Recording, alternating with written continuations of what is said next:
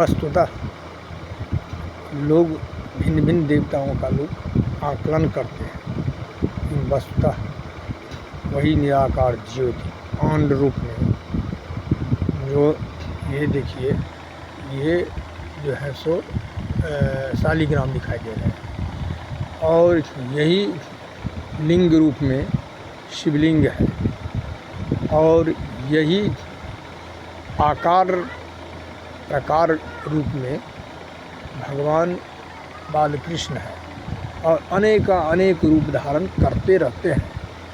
और यह कभी कृष्ण, कभी राम, कभी विष्णु, कभी शिव, कभी कुछ अपने ज्योति से प्रकट करते रहते हैं, और ये आनंद सृष्टि में लेते रहते हैं। लेकिन असुरों से बहुत दुखी रहते हैं, क्योंकि सृष्टि को कोई आज मूर्ति वगैरह चारों तरफ बच्चा खेलने वाला खेलता है, और उस खेलते खेलते में यदि कहीं कुछ बिगड़ जाता है तो उसको क्रोध भी आता है, होता है उसको उठा करके फेंक दे। यही जो है सो इन त्रिदेवों में है। जो देखते हैं, जो इसमें किसी न किसी प्रकार का जो है सो कोई विघ्न बाधा चाहने वाला कोई ऐसा तत्पर रहता है, तो उसको नष्ट करने में भी इनको थोड़ा भी देर नहीं लगता है।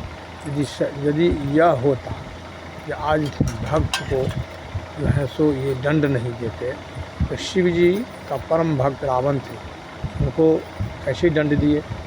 तो यही है कि न्यायाधीश है, दंडाधिकारी है। जो कोई गलती करेगा उसको दंड भोगना ही पड़ेगा, और भोगते भोगते मनुष्य जब पाप कर्म का फल भोग लेता है, तब शुभ कर्म शुरू होता है।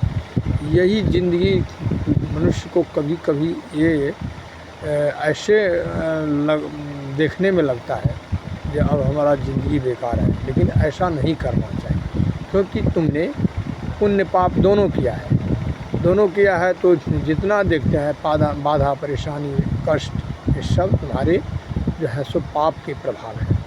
और जो तुम जो है आनंद सुख सुविधा ईश्वराधन, ये सब जितना जो है सब पुण्य का ही पुंज का ही प्रकाश तुम्हें दिखाई दे रहा है।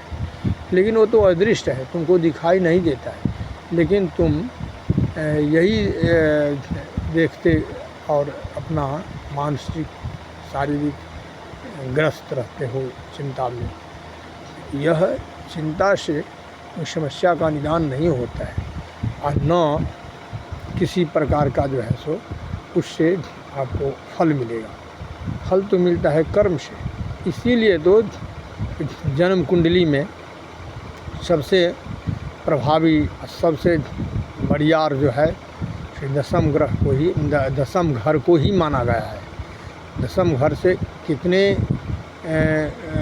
फल उससे लिया जाता है, कितने फल देखा जाता है। इसमें जो है सो लोग सबसे उत्तम फल इससे कर्म का है, पीछे भाग्य है, और यही दशम घर कर्म है, और फिर आगे जो है सो लाभ है। कर्म का फल, चाहे जैसा कर्म करोगे उस कर्म का फल जो है सो तुम्हें आगे रखा है, जिसको लाभ कहते हैं।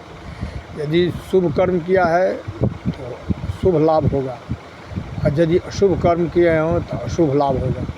लेकिन आगे कर्म के बाद ही लाभ है, और कर्म के पीछे भाग्य है। उस भाग्य को जो है सो भाग्य ही कर्म को प्रेरित करता है। लेकिन भाग्य जो है सो, जब भाग्य कर्म दोनों साथ रहेगा तो क्या होता है, उसमें परिवर्तन आता है। यदि हमारा भाग्य दुर्बल है तो दुर्बल को सबल हम बना सकते हैं कर्म के माध्यम से। और वो कैसे होगा? तो श्रेष्ठ ब्राह्मण, संत, महात्मा, विद्वानों के संपर्क से आप बना सकते हैं, दुष्टों के संपर्क से नहीं।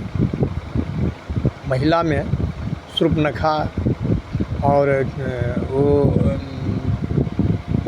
दासी थी कैकेयी की, मंथरा, और यह महिलाओं में ऐसी स्वभाव वाली से बहुत दूर रहना चाहिए। और पुरुषों में शकुनी हुआ, इसके बाद में और ऐसे है, बहुत है पैसा भागने वाला।